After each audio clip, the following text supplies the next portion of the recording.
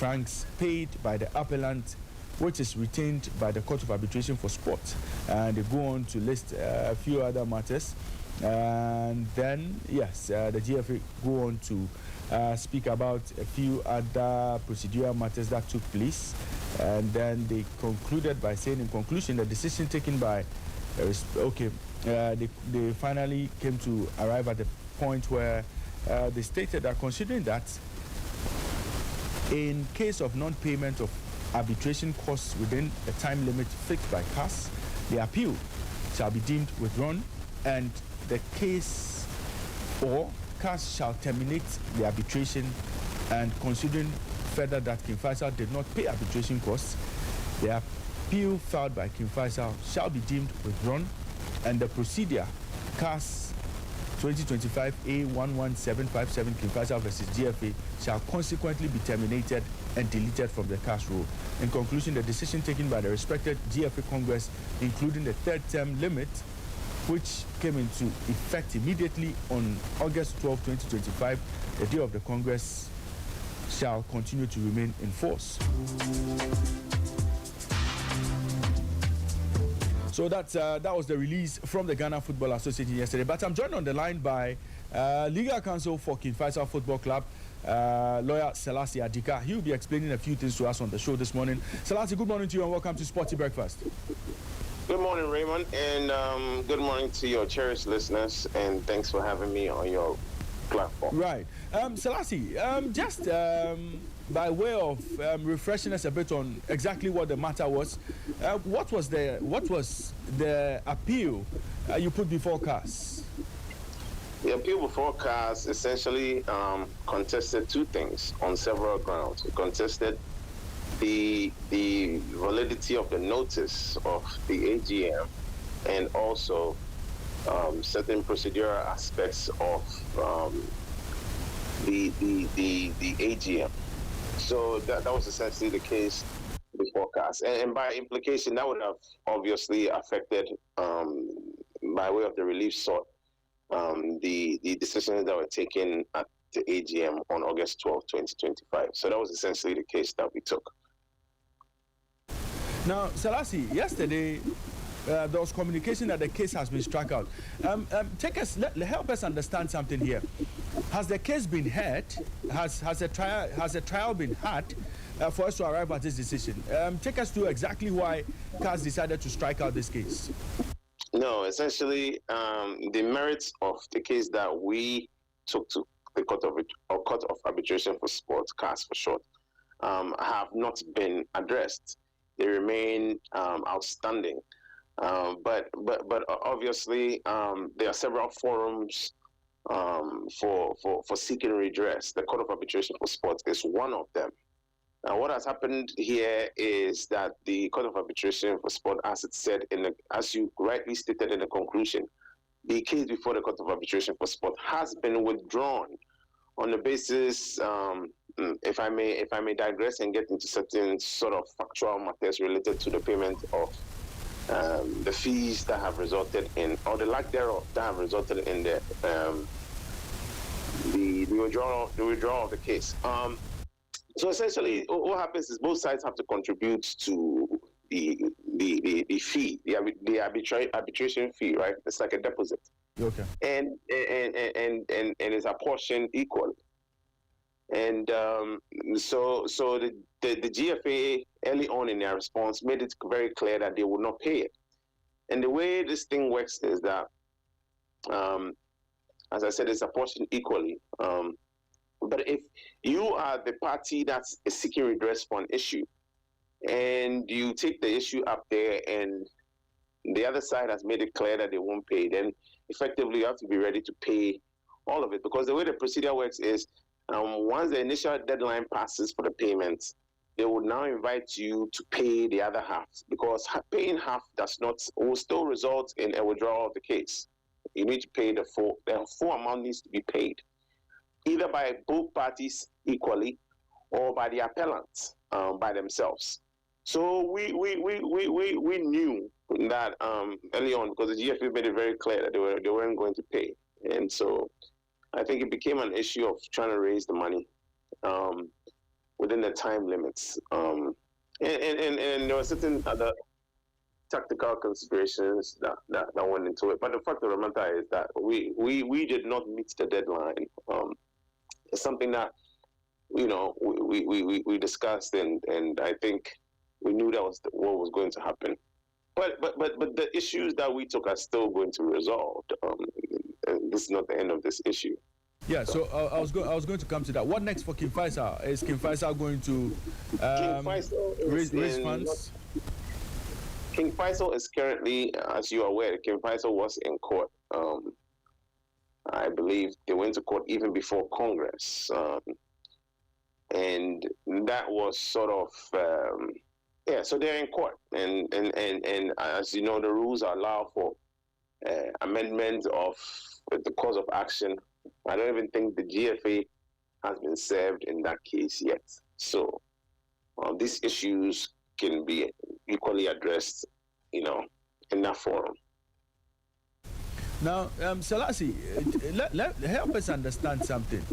Now, did King Faisal, drag their feet with regard to making the payment because maybe they lost interest in the case after the GFA got some preliminary judgment in their favor? Did that, get King Faisal to drag their feet a bit? I don't think so, because the last.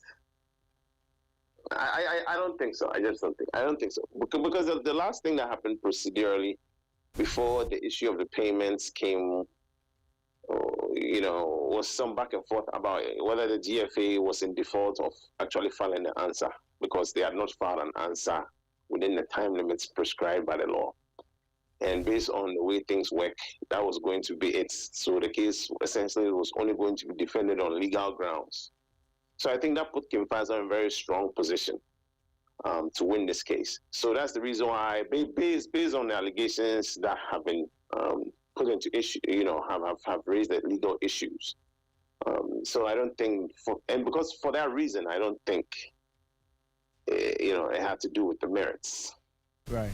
Selassie, how much are we talking about here? The arbitration cost. I believe the total cost was 23,000 euros. Okay. Yeah. This is a major issue in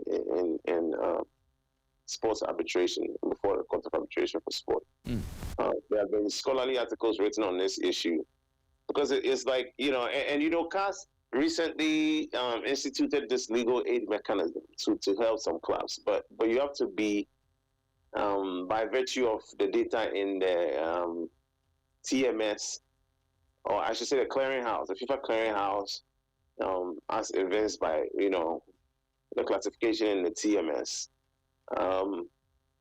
you have to be making it. There's a financial threshold, and I think it's like most of the clubs who play in our Division 1 and 2, the Premier in Division 1, the clubs that bounce back and forth, by virtue of the fact that, there's a lot of commercial activity going on in terms of trade, of selling of players. So if you earn a certain amount of money, you don't qualify for the legal aid, Yeah. And I think that legal aid was instituted for this very reason, because, there are other scholars in this field who have written about that this is sort of stands in the way of the administration of justice, because it is actually a tactical mechanism for some parties to use, because as our clubs are not, they're still growing, So I think somebody might sit somewhere and think 22,000 Swiss francs is no money, but how much are these clubs paying their players, and So King Faisal didn't qualify for legal aid. We were actually very reliant on that in the beginning. That was, but after going through the whole, the whole application process, we figured that was not something that they were going to meet. So. Now, Selassie, when it comes to CAS and what they do, would it be fair to conclude that if you have a case that is pending before CAS, and possibly based on your case or the merits of the matter, if you're not financially sound, you may never get justice regardless of how good your case is? Is that what it looks like? Absolutely. Well, yeah. So, yeah. I wouldn't use your exact words, but I definitely think the way things are currently set up, in some instances, a respondent can use it, to thwart an attempt to seek redress, So, and I think that is, like I said, this is not the first time. There are scholarly articles that have been written by some of our contemporaries in the field. They've addressed this very issue, and I think as a response, CAS, as a first step, CAS instituted the legal aid system very recently. I encourage you to take a look at it. It will kind of make sense. And we actually went through the whole process. We just didn't qualify. Right. So I think there are better days ahead in terms of this. I think even just this attempt alone, I think if those articles that I said have been written about on this topic seem to be abstract, I think this issue that has gone to the CAS office sort of will serve as some sort of an example of, why perhaps there needs to be a little tweak to the system, because I would say some of these things are public interest. Kim Faisal is not making any money from this case, so while I applaud the legal aid system, the way that things are set up, African clubs, they unfortunately, the majority of them will fall on the lower end of the financial pie, which is international football, right? So I think it's kind of, I was surprised that Kim Faisal didn't qualify for legal aid, because it's not readily apparent that they make that much money, Yeah. But I also understand how, they spend a lot of money travel. These clubs spend a lot of money. These football people are magicians. The way they run their clubs and are able to honor all their games, So I was very surprised to see that they actually didn't qualify for legal aid. Now, Selassie, you spoke about the fact that Kim Faisal were already in court here in Ghana. Have they made progress with regard to that case as well? Because now we've not heard anything with regard to what's happening here locally. Yeah. So the best way to determine this is to run a search at the counter at the commercial court, right? Yeah. But based on what is available in the public domain, I think the last time I checked on information is basically the case had been filed and there was an attempt to serve. I don't know if that service was eventually perfected, but once the case is filed, it hasn't been struck out. And even if it's struck out, there are ways to reinstate it in CI 47. So I don't think this is over yet. Now, Selassie, for CAS, is it a closed book, or once Kim Faisal at a point in time is ready with the 23,000 CFA francs, Swiss francs, the case could be revisited, or it's a closed book? Actually, I don't want to get into the factual circumstances too much, because it raises issues of confidentiality between myself and. But I don't think it's an issue. It was an issue of they couldn't get the money. It's an issue of getting the money on time, which resulted in a missed deadline. And these rules are very strict. As I told you, the GFA actually missed the deadline for filing their answer, right? Yeah. And I think that was going to count against them, based on the jurisprudence. Similarly, we also missed the deadline to pay the money, because I think whatever the fundraising efforts were, I don't think that they were able to meet the deadline in terms of the whole amount, you know. So then paying half of it will become an exercise of futility, and you might actually lose some, even though the rules state that it will be refunded. But Wow. so they don't like to start with their money, right? Right. Yeah. Council, let me say a big thank you to you for joining us on the show this morning to clarify a few issues. We wish you well in your future endeavors, and we pray that you get a lot more cases and see them to the rightful conclusion. Thank you very much for your time. Thank you for your time. Right, and have a good day. Sure. So that was counsel for King Faisal Football Club, lawyer Selassie Adika. He actually led that case for the appellants as they sought to challenge what was done at Congress on August 12th.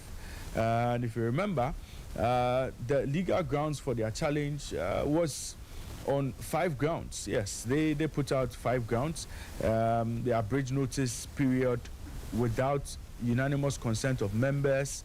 That was before Congress. Improper bundling of issues and voting on and overvoting. Denial of poll after a show of hands. And then undue influence. And then undisclosed real and potential conflict of interest involving the chairperson of the Ghana Football Association, or the AGM. The reliefs that were sought by King Faisal Football Club is as follows: an injunction restraining the Ghana Football Association from implementing or enforcing the resolution pending the outcome of this arbitration, a declaration that the alleged AGM held on August 12, 2025, and the alleged resolution passed therein are null and void due to the conflict of interest and several procedural breaches. An order recusing the GFA president or the GFA executive council from participating in the remedial measures, and an order directing the GFA to amend the normalization statutes to comply with Ghanaian law for subsequent registration with the ORC in compliance with Ghanaian law. So all of those reliefs were sought. Unfortunately, the matter itself could not be determined. The arguments that were made or raised could not be advanced in a trial because King Faisal missed the deadline with regards to paying some 11,500 Swiss francs. And if they were supposed to pay that of the Ghana Football Association as well, they were expected to pay 23,000 Swiss francs. Once they missed the deadline, which was supposed to be on the 23rd of October 2025, CAS decided to delete this particular appeal from their system. That's exactly what happened with regard to this case. And we'll be keeping an eye on it and see where King Faisal go from here as far as this particular matter is concerned.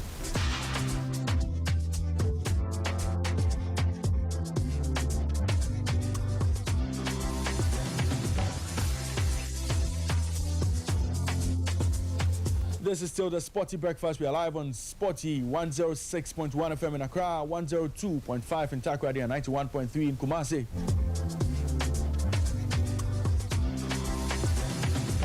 The Black Stars are in action this morning. The Black Stars play South Korea at 11. Big game for the Stars. The Stars are expected to... The Stars are expected to bounce back, possibly to winning ways after their struggle against Japan. Is a mission possible for the Stars? Coach Otorado has been speaking about his chances, speaking about the players he has available.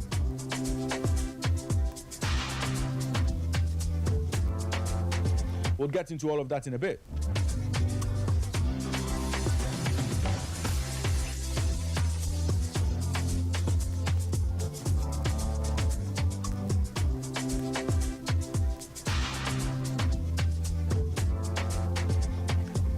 But we have an interesting discussion on the show this morning, and I'm joined in studio by the man who made Ghana proud at the African Games, the man who bagged lots of medals for Ghana during the Africa Games.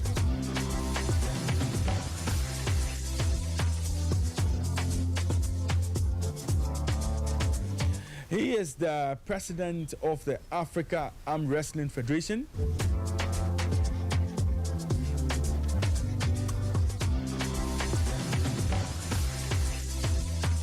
And he leads the charge when it comes to arm wrestling here in Ghana.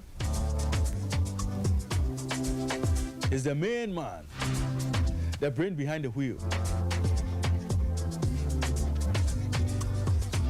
And he's the General Secretary of the Sports Writers Association of Ghana as well. And over the weekend, we took part in the 50th anniversary of the Swag Awards. It was a beautiful event attended by the Sports Minister, the Vice President of the Republic, and a few other very important personalities. We'll talk about all of that on the show this morning.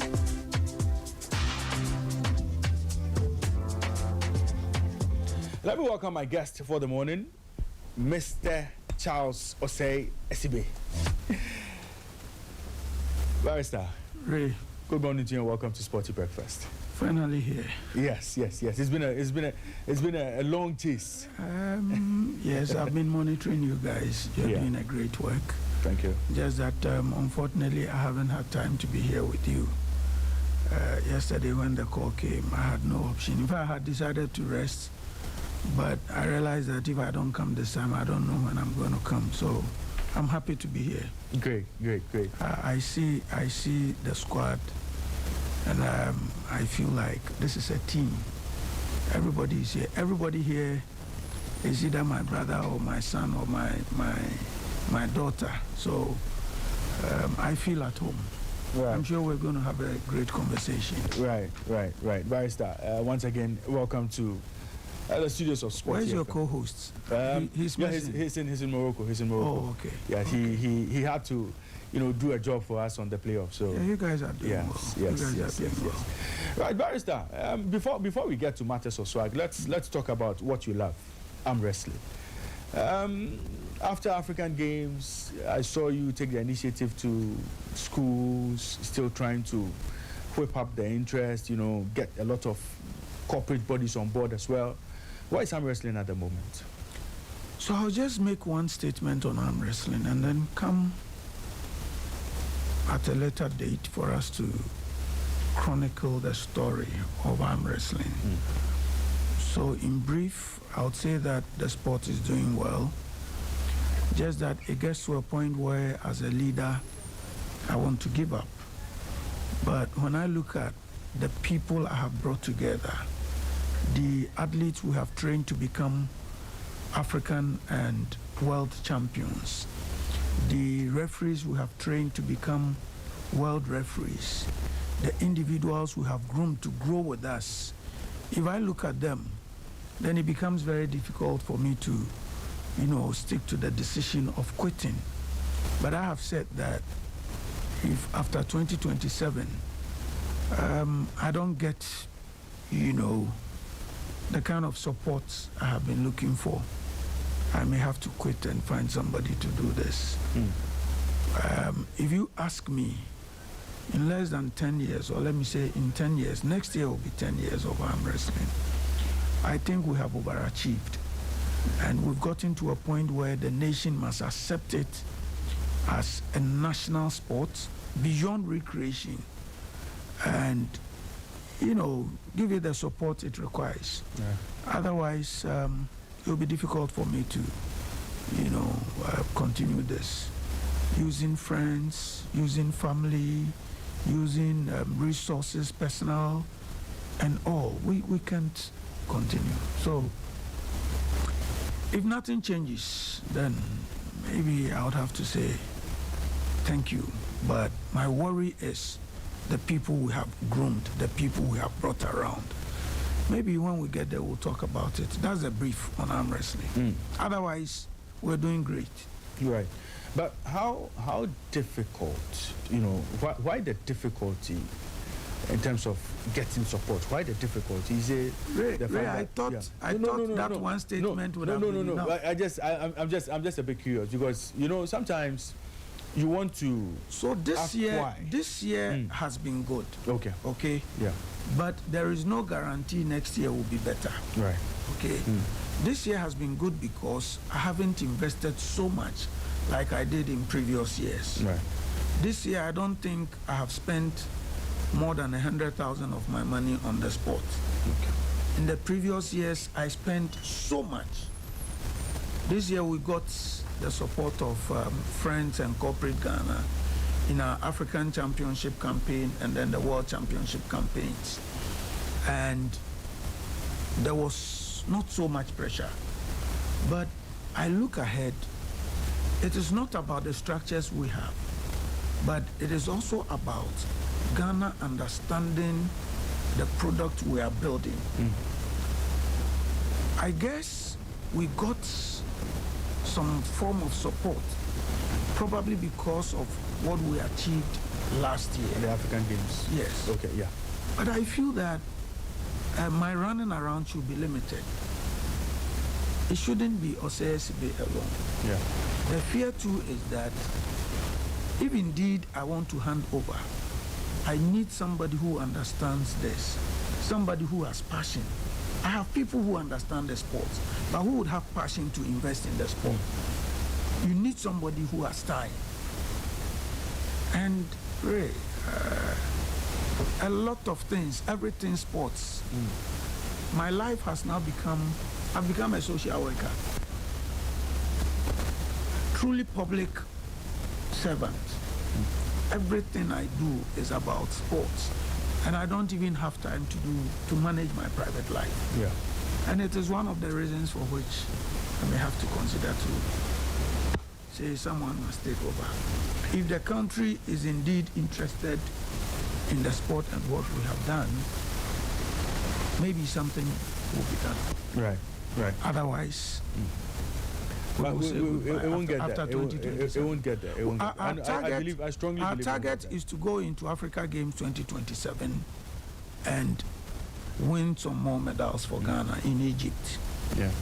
There's a World Championship in 2027, and once we are done with that World Championship around October, we will do a review of what we have done in 10 years and see whether Mr. Osei will continue or find somebody to do this.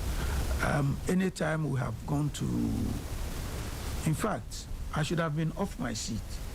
Okay. But last year we went to Congress and the board said, no way, you must continue. Yes, we love you, we support you, but we don't think we would have the kind of time you do. We don't think we have the kind of passion you do, so you must continue. And that's where we are, but we see. Right. I mean, we are building a solid brand, and I'm sure in 10 years we'll have a good story to tell. Yeah, and I strongly believe the dream would stay alive, and Armwrestling would be up there, just where you want it and just where you want to see it. We pray. I look back and I feel that we have done some good job. Yes, you have. You really but have. we pray. I mean, the future is unknown. Even though we have plans for the future, it is unknown. If everything falls in place, I think Armwrestling will be one of the greatest sports Ghana has experienced. Right. Right. Let's talk about one institution that has been able to hold an award scheme or manage an award scheme for a very long time, just as we are hoping Armwrestling would stay for a very long time. 50 years Sports Writers Association Awards has been on. What has kept this award scheme running? Well, I think the encouragement has come from the fact that it is something we bequeathed, okay? And once it has been bequeathed to you, you cannot let it fall, or you cannot let loose of it. SWAG itself was founded on August 3, 1968. So SWAG is 57 years. Now, in 1972, some SWAG members traveled to B.B. Bismarck and Ken Bediakodem traveled to the Munich Games. And at the Games, they mooted the idea of the SWAG Awards. Now, the whole idea was that Ghanaian sportsmen and women do represent the country, and there was no way to say thank you, or there was no way to appreciate them. So in 1973, 2 athletes were honored. One of them is the gold thief, Peter Lamte of Accra Hatsopok. At the time, he won the Gold King, and then another won the best footballer in the local league. 74, same thing happened. So in 75, after a review of everything that had happened in 73 and 74, they had to rewrite the notes and properly organize an awards event. At the time, 8 sportsmen and women were honored, and per the story, they invited a lot of top dignitaries. Unfortunately, when they got to the Ambassador Hotel, the place was empty. Wow. So what the organizers did was that they had to go out into the hotel and then get everybody to, come sit down. So they will fill the place to get this event organized. And since then, Swag Awards has been running year after year. I must say that it got to a point in 78, for instance, it was just a football awards. It was just a football awards. But over the period, the Swag realized that it was important for us to open up. And if we chronicle from 75, or let's say even 73, till date, I think a lot has happened. We have recognized every great sports personality of this land. We have recognized every solid investor of sports. We have recognized every top manager who has been with sports in this country. And I think for 50 years, Swag has done a lot as far as honoring sports excellence is concerned. It hasn't come easy. Maybe as we delve deep into the discussion, a lot of things will come up. Let's talk about this year, 50 years and running. I'm sure the plan was supposed to focus on delivering a world-class event. I'm sure right from the start, that was the planning, to properly honor those who have served this nation all these years, because we saw Swag coming up with Swag ambassadors, we saw Abedi Pele, we saw Zuma Nelson, we saw that athlete Margaret Simpson and all. I mean, what was the plan for this year's event, and what informed the criteria and the selection process you put out for some of the categories for this year's event? I must confess that we wanted to do better than what we did. I wasn't, even though we planned so solidly, I wasn't expecting what I saw on the day. I was moving around, but for some reason, immediately after the event, there was an after party at the foyer. Okay. And the DJ was playing some great sounds. I didn't know what came over me, but I was dancing all over. Because for the first time at the Swag Awards, the Accra International Conference Center was full. We printed 1,500 tickets or invitations. Each of them was gone. And the place was packed. If I look at the patrons, the kind of people, the caliber of people who came, it is what we planned for. And but for some few hitches, I would have seen stars like Sunday Ibrahim. Michael Essien was shooting an advert. He would have come down. He sent us a video. Stephen Appiah was with the Black Stars. Tony Yeboah was in Germany. In fact, Tony Yeboah was going to come, but something came up. He had to travel to Germany. Same Kofo himself. So we had gone around to all these people. We had engaged them. We made them understand why they should be at the event. Now, normally with the Swag Awards, we honor top sportsmen and sportswomen in the year under review. Right. So, yes, for top performers in 2025, they were there. aside the top performers in 2025, because it was the 50th edition of the event, we decided to look back in 50 years to see who had done so well for sports. So, Lifetime Achievement Award, for instance, there's a man called Beresford Amoy. Okay. For those who know Beresford Amoy, he had managed 7 different disciplines.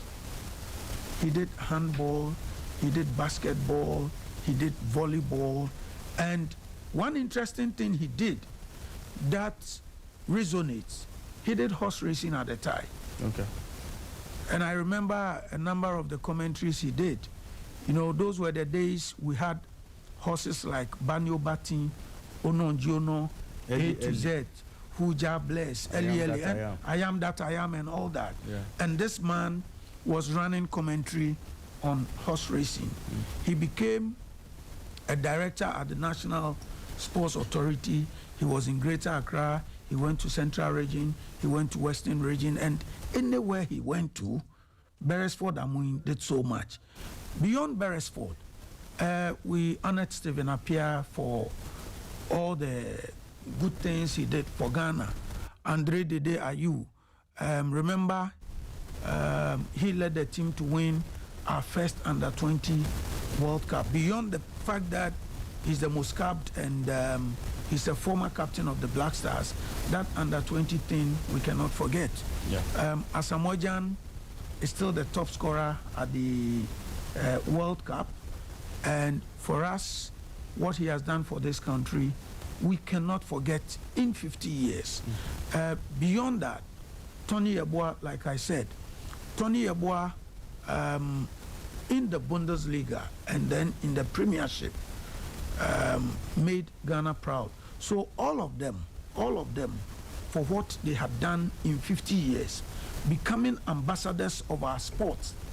For us, we felt it was important for us to honor them. Now, when it comes to female football or women football, this generation is doing so well.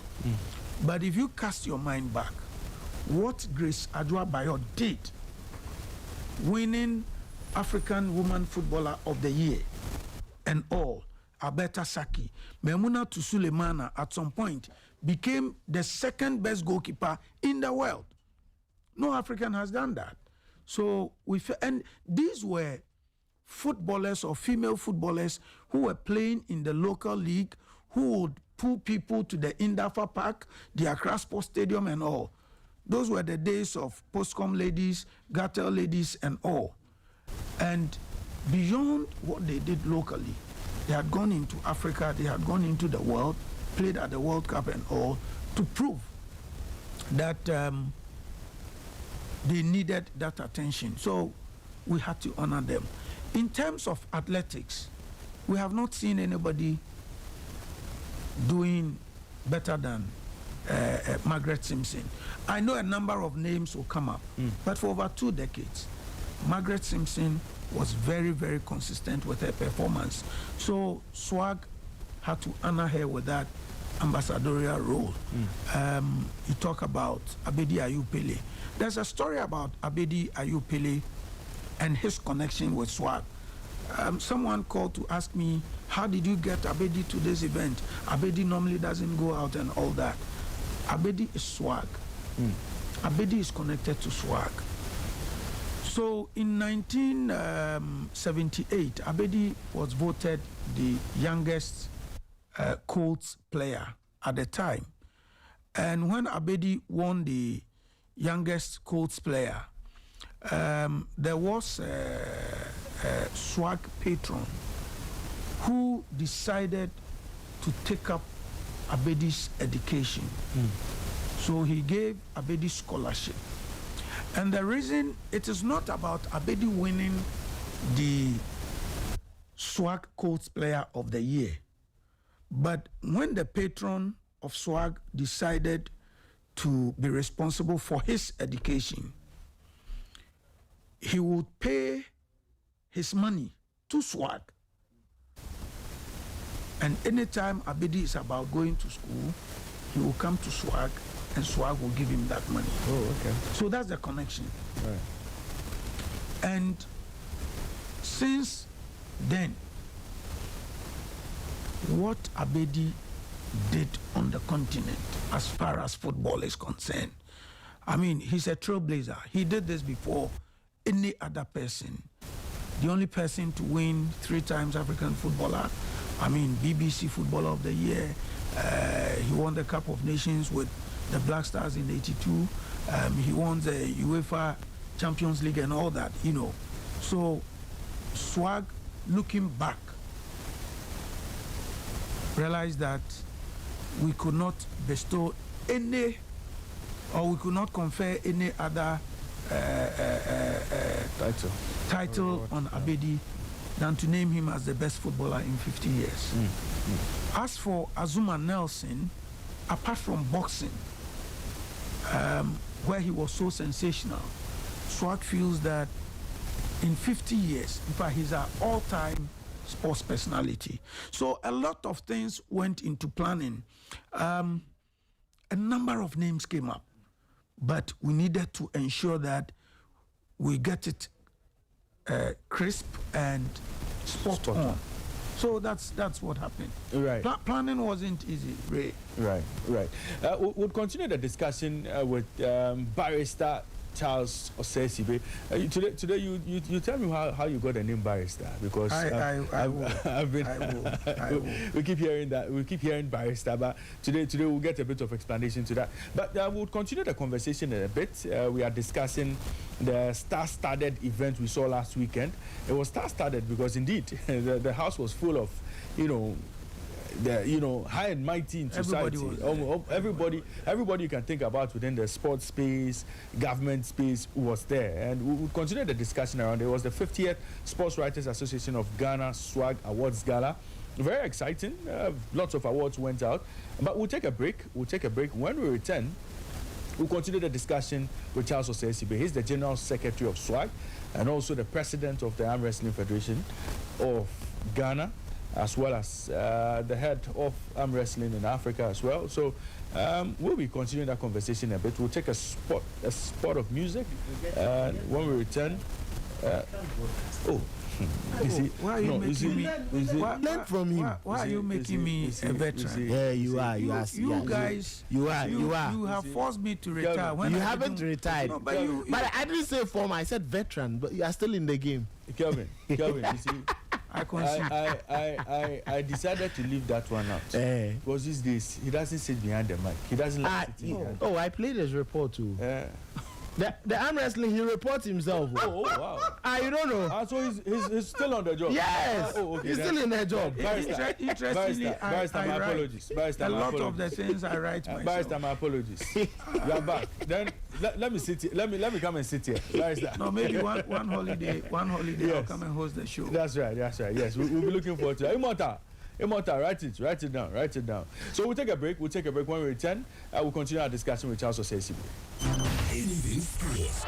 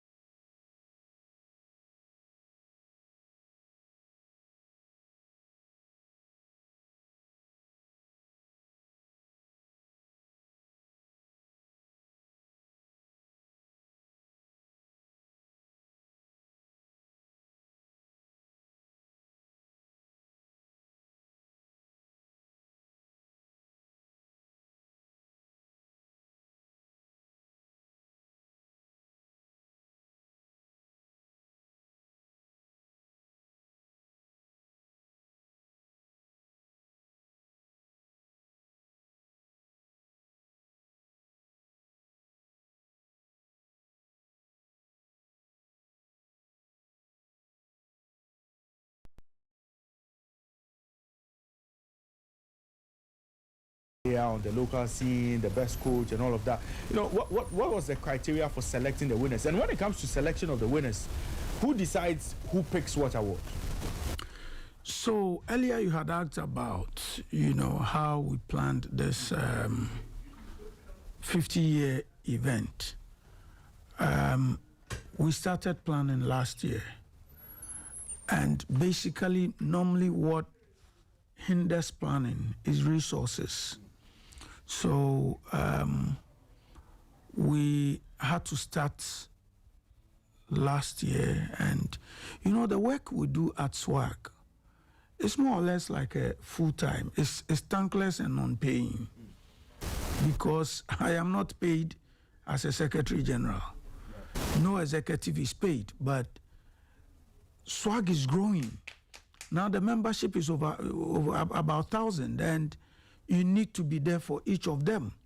So the work becomes so difficult. So managing the welfare of membership and then adding the organization of an event like this. Remember, we have to go around looking for sponsorship. Later we'll talk about how the sponsorship drive went, but this is how the structure is. Formally, it was just a committee. We would announce a committee. The committee within the window will go around surfing or monitoring the performances of Ghanaian athletes who do well in the year under review. But this time what we did was that we gave the opportunity to all SWAG members to send in nominations. So if Raymond has been covering rugby, or Raymond has been covering athletics, and for some reason he thinks that, I saw something good by athletics, I saw something good by hockey, then you are allowed to make a nomination. Now, beyond that, then the committee set up to ensure that the nominations are served will go through a surfing process. So they'll look at all the nominations that came in and shortlist. So they would shortlist with a justification. So for instance, Footballer of the Year, we could receive 7 or 10 nominations, and then they will surf down to, let's say, 4. Now for all the 4 they will submit, they will do a justification of the 4. Now this work is submitted to the SWAG ESCO. We will look into it. Once we are fine with the work submitted, then we will forward to the General Assembly. And Ray, the kind of punches that goes on there when it comes to defending the work done by the committee with the endorsement of ESCO, bro, it's not an easy thing. It gets so emotional, it gets so technical, because we want to do a work such that when anyone is selected or announced as a winner or a nominee, Ghanaians will have little or nothing to say. Right. So it goes through that rigorous process even before the nominees are announced. So once that process is done, then we announce the nominees. Now, for all the voting categories, it comes back to the General Assembly to vote. So where you find 3 or 4 in those categories, it comes back to the General Assembly to vote. So it goes through a rigorous process. So for Raymond to be announced as the winner, it would have gone through all that. So there'll be nothing or little. I'm sure. So I remember some few days to the event, I got a call, and the person was so furious why we nominated, in fact, why Benjamin Asare was in the nomination. Soon as the person started, I told him, hey, Kotokoni, Jawas. Then he said, no, he thinks that once Benjamin Asari is in there, he would win. Asari doesn't deserve. Then I said, okay, there were 3 nominees. I felt that you would raise questions about the shortlist and then convince me that there's a certain immortal who did A, B, C, D. Then we will consider as an oversight. But if you cannot tell me that, then I won't take what you are saying. Now, when we announced, or when Benjamin Asari was announced as the home-based player of the year, it was resounding. I didn't hear people hooting. Razak Simpson was there. There was this other player, Brekum Chelsea. What's his name? Bring your name, bring your name, There was another player from Brekum Chelsea. And it was resounding. In fact, even when Margaret Simpson's name was mentioned, there was a standing ovation for Margaret. It tells you the kind of work we did. So, Ray, it goes through a rigorous process, and we settle on the best. Now, the female footballer of the year, for instance, foreign, it was between Hloka, Chantel, and I think Grace Asantua. Yeah. It was tough, very, very tough. But eventually, Hloka won. And I haven't seen any commentary or posts which is negative or derogatory about everything that happened on the night. So the nominations is more work than the event itself. So the player you are looking for, Stephen Amankona? Stephen Amankona from Brekum Chelsea. Yeah. So post-event, did you have people, did you hear of any controversies, people saying, well, this one deserved it, this one didn't deserve it? Because, well, me, I got wind of one. Maybe I could just take it to it. Yes. It was the coach of the year. Okay. So I heard people say, well, Frimpong Manso should have won the award, maybe not Kwesi Appiah. That's what I heard. But from your end. So I am not on the committee, but sometimes when conversations like these comes up, because of where I sit, I have privileged information. Now, for coach of the year, they were 4. In fact, it was a tall list. Coach of the year, it was a tall list. There was the badminton coach, there was the arm wrestling coach, there was hockey coach, and then the 4 football coaches. Now, with the 4 football coaches, we had Kasim something, the police ladies coach. Remember, the police ladies coach won the league and won the Super Cup. Yeah. Now, there was also Kwesi Appiah, who qualified his team to the Cup of Nations. There was Frimpong Manso, who won the league. There was a 4th person. But very sincerely, let's even look at Frimpong Manso and the other home-based coaches. So Frimpong Manso only won the league with his club. He did so well, but he only won the league with his club. Now let's look at the police coach. In the votes, the police coach was ahead of Frimpong Manso because he had won a league and gone ahead to win a Super Cup. I'm sure the conversation will go like, oh, a my ball, but we cannot behave that way. So this is a coach who won a league and a Super Cup, as against a coach who won just a league. The bit where I don't know why and how Kwesi Appiah won ahead of them. Yeah. But I guess, again, privileged information. Kwesi Appiah was more or less an ambassadorial thing. Even though he did not win anything, at the time what he did with Sudan gave Ghana some solid publicity. And we cannot write off what he was. Remember, he's a Ghanaian. Yeah. So he qualified to be in there. And for what he did with Sudan, both in the World Cup qualifier and in the Africa Cup of Nations qualifier, so BT and Africa of course, Cup. yeah. So yes, maybe that is one of the few that you feel people would have issues with. Yeah. But this is the conversation. Yeah.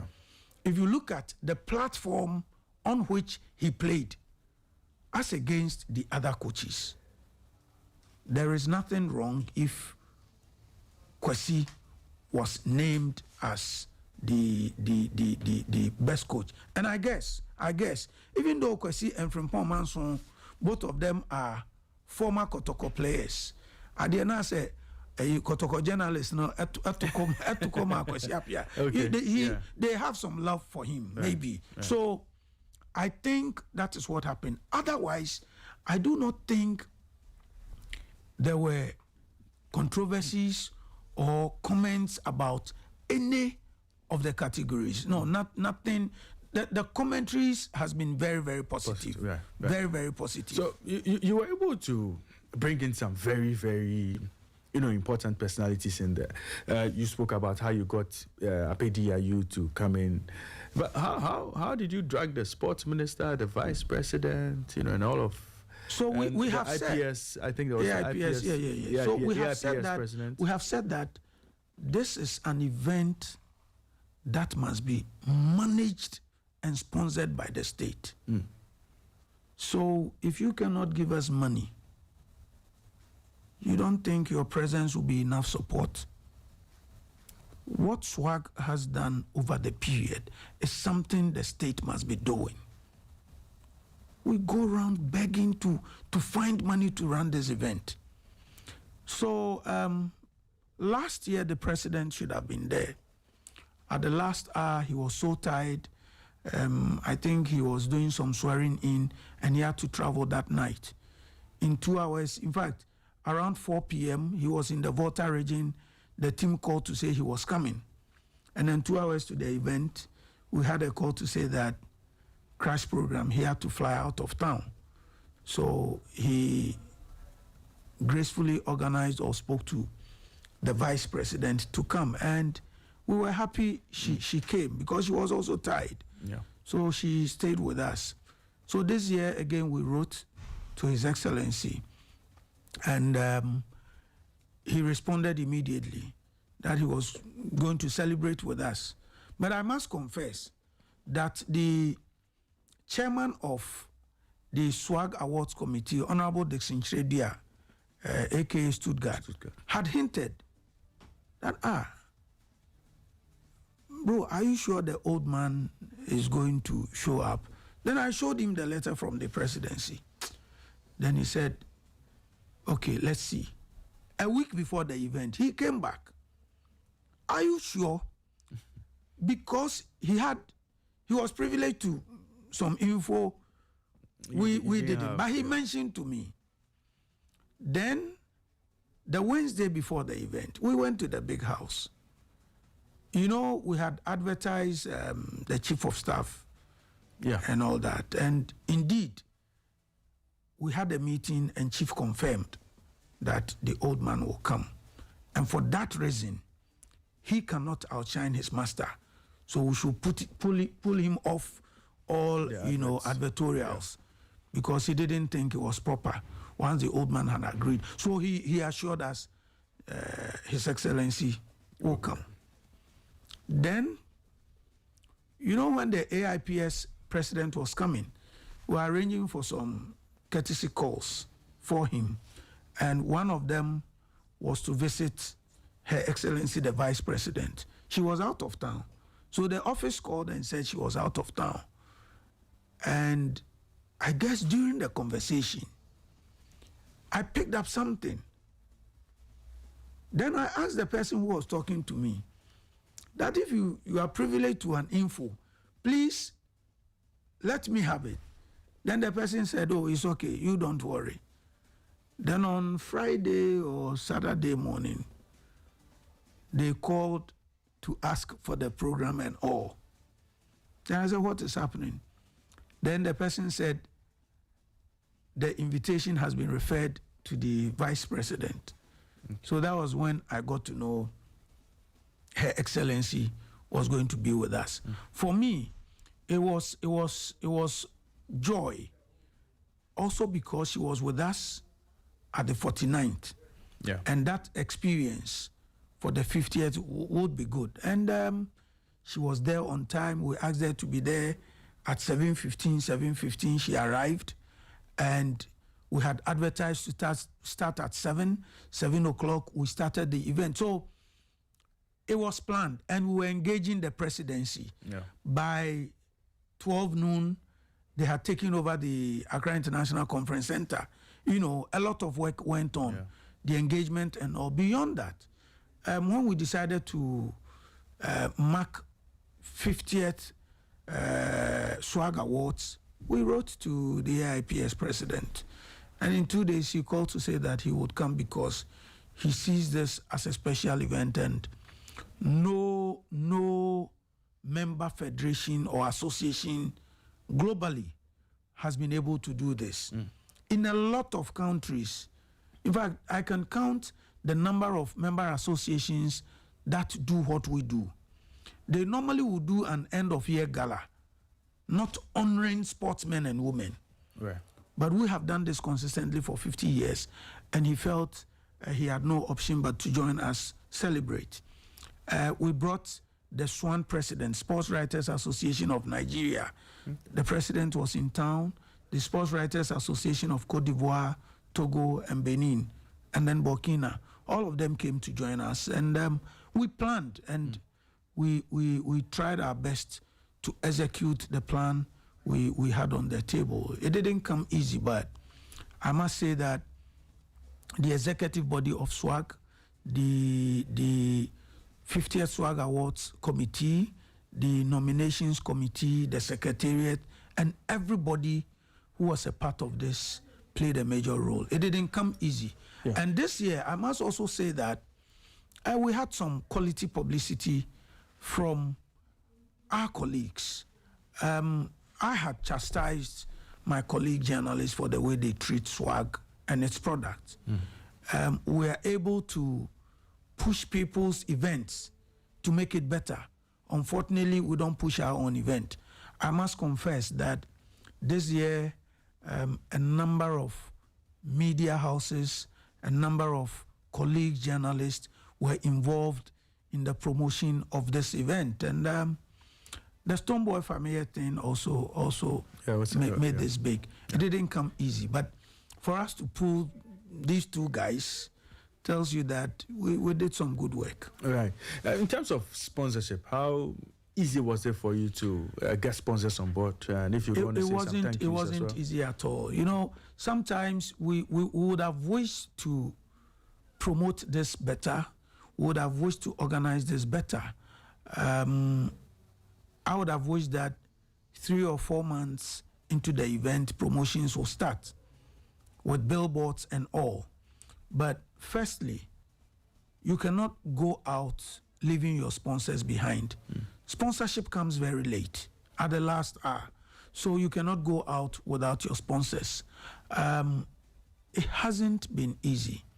Maybe in the near future, we'll hand this over to an event company, full-time, to be looking for sponsorship and managing the event itself, because we at the secretariat cannot, do this full time. Yeah. It's a lot of work.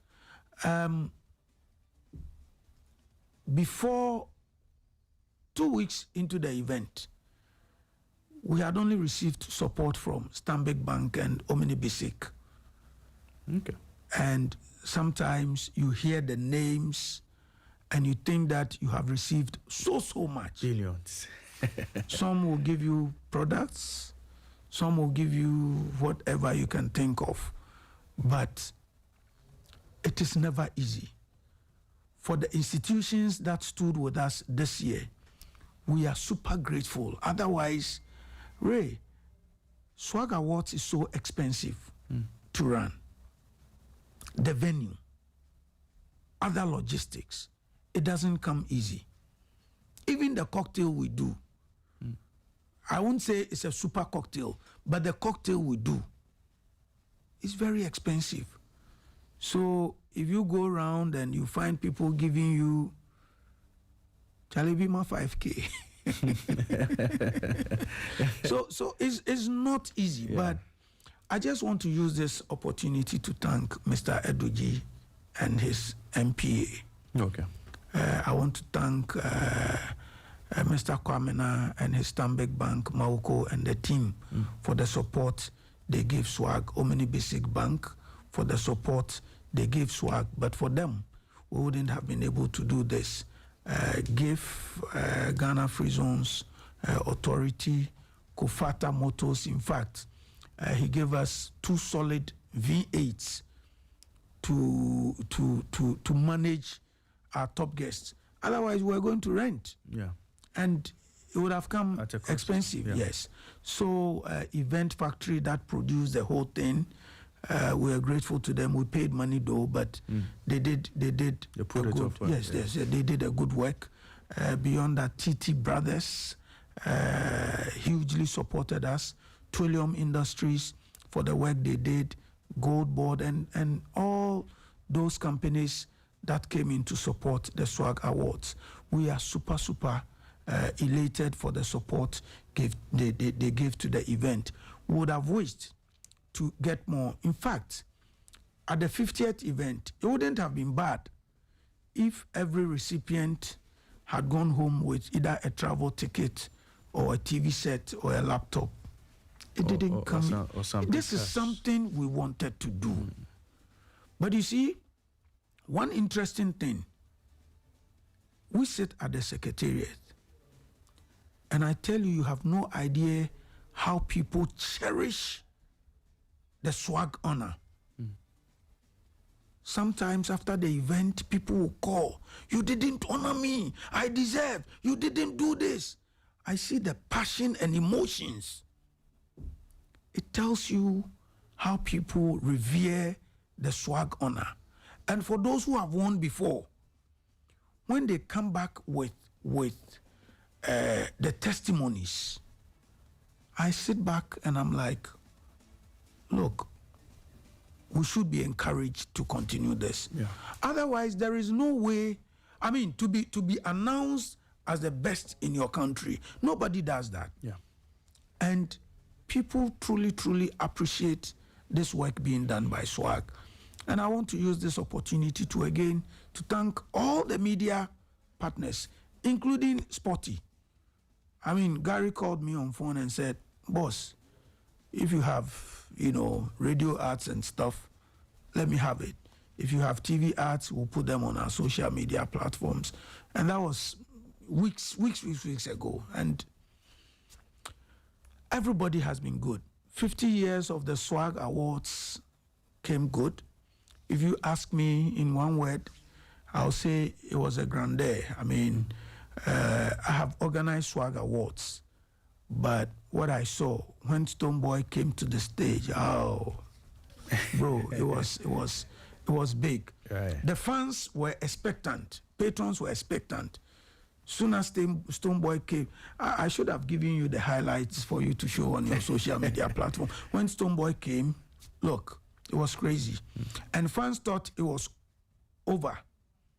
And then Famille came back. They didn't want Famille to leave. And one thing I must also say is that we started at 7 and closed by 10 p.m.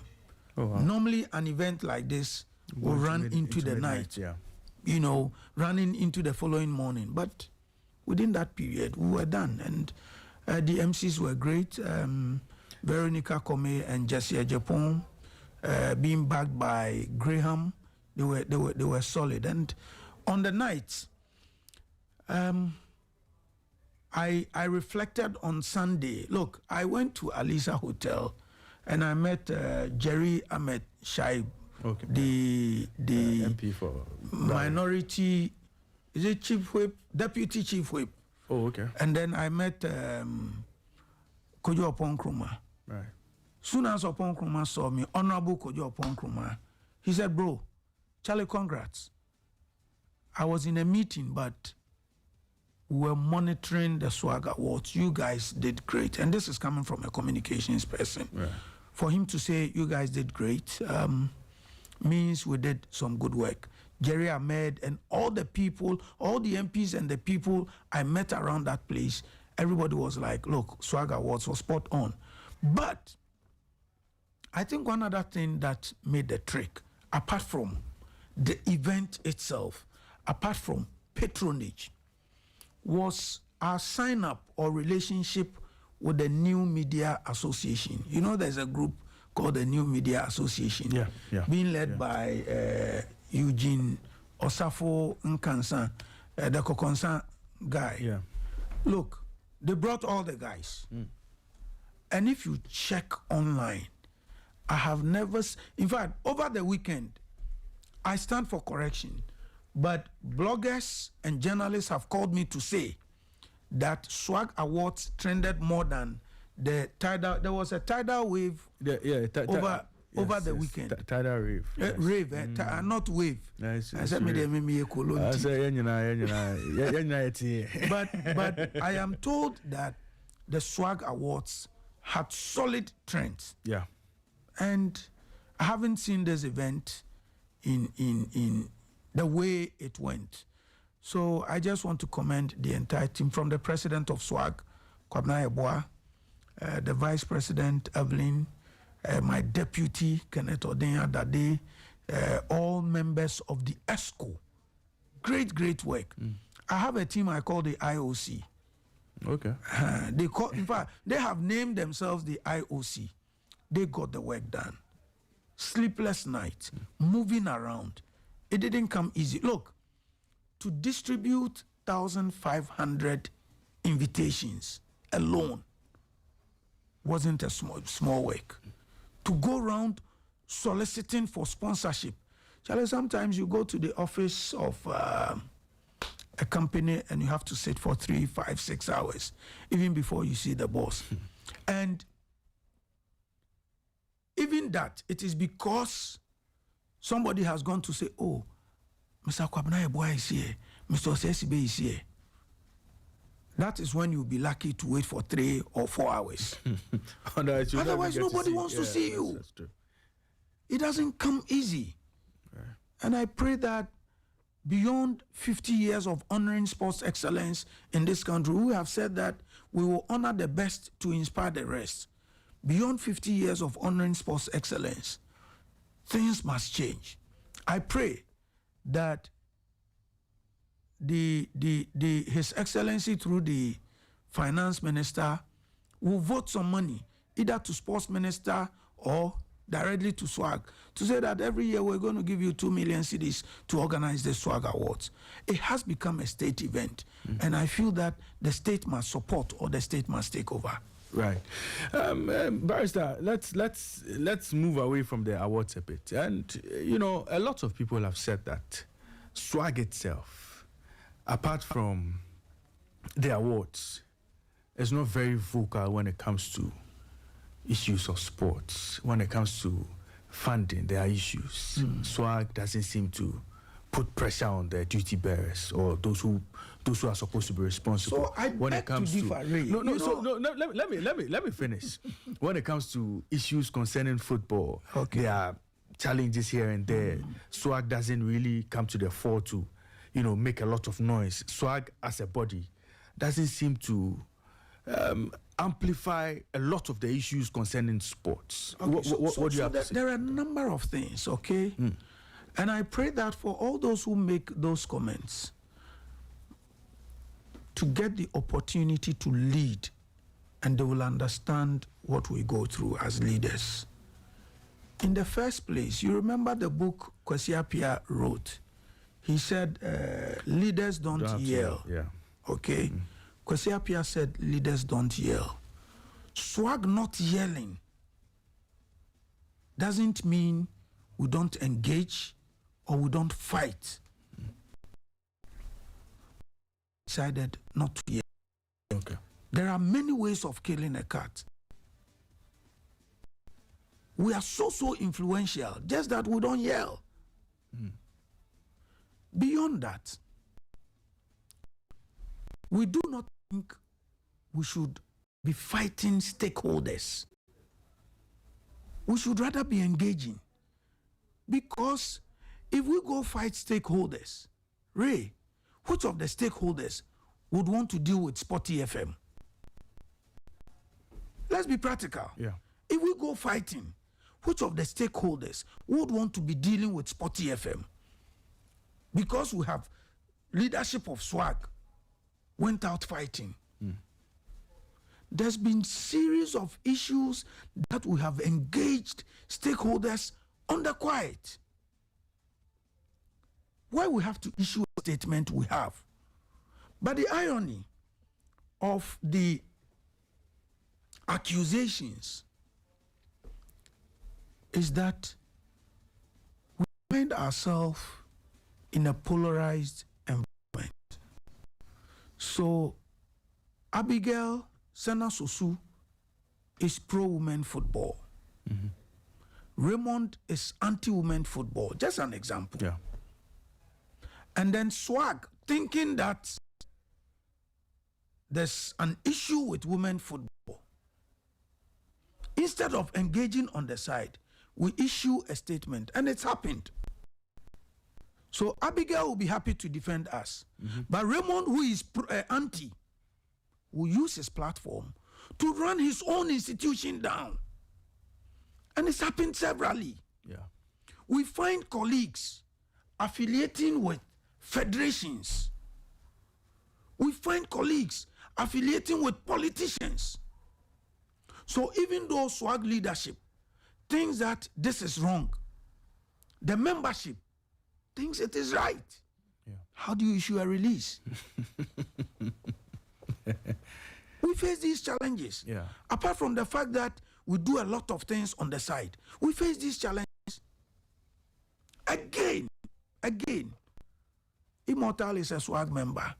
Gary is. Ethan is. Abigail is. Everybody is. You have this big platform. Why should SWAG issue a statement? There is nothing wrong if we issue a statement. But if you have Gary, voices, Obama, yeah. Otieje, these are the voices as SWAG members. We do. These are top journalists. You sit here this morning commanding the space. That's how Kasa SWAG Kasa. Right.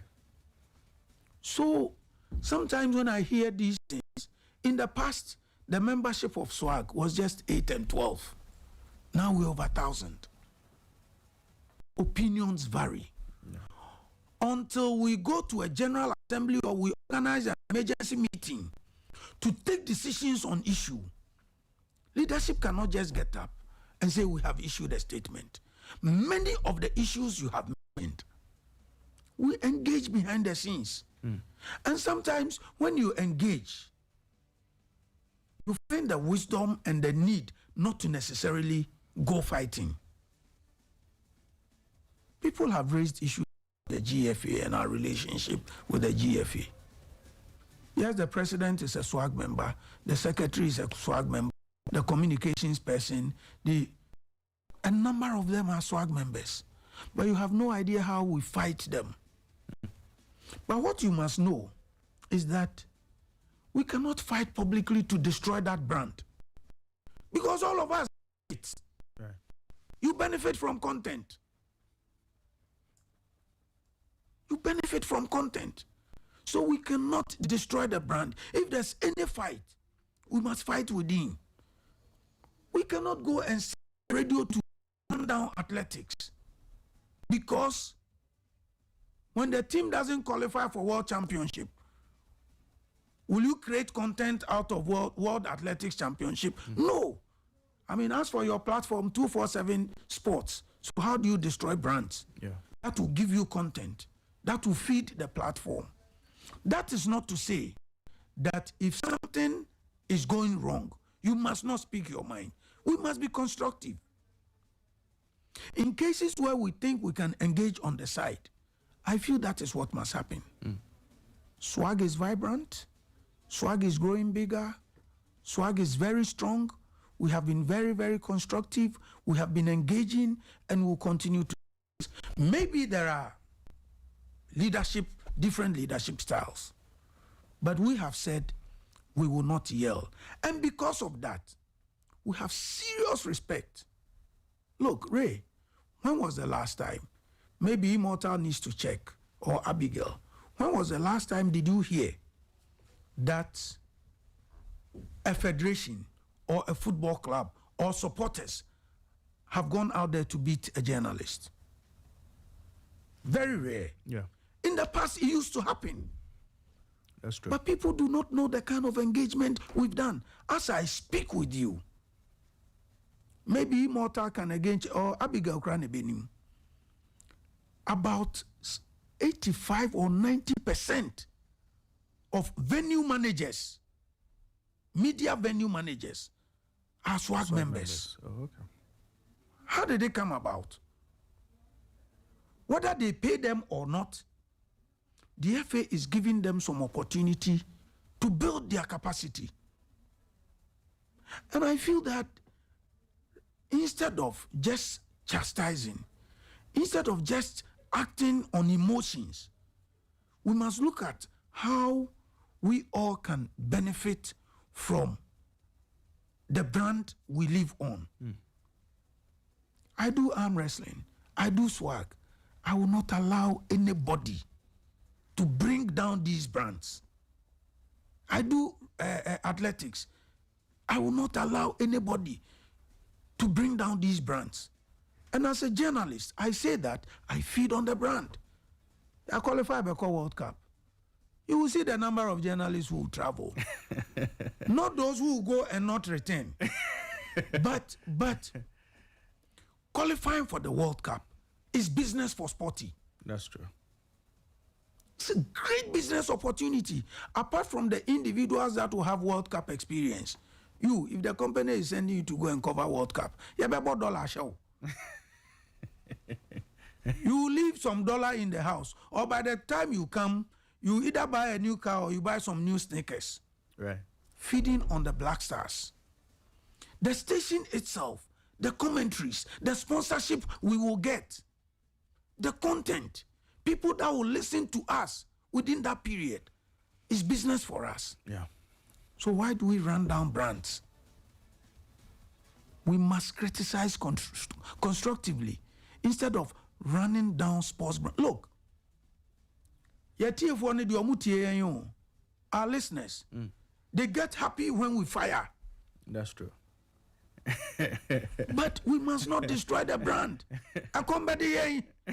We'll be hungry. I'm sure Immortal is excited about this one. Because when we didn't qualify for the Cup of Nations, you have lost business. Otherwise, during the Cup of Nations period, Immortal or somebody will travel. You'll be running commentary. You run around for sponsorship. And sorry, I'm adding tree, but I mean, it's fine. We don't look at this from this angle. You think somebody like Otieje or even Gary, who have now become managers, will sit down to allow staff or individuals to run down sports products? No. It must not happen. So people must not blame SWAG. We are working so hard. Unfortunately, we cannot behave the way people want us to behave. We do a lot of engagements. And this is why we are able to bring everybody to our events.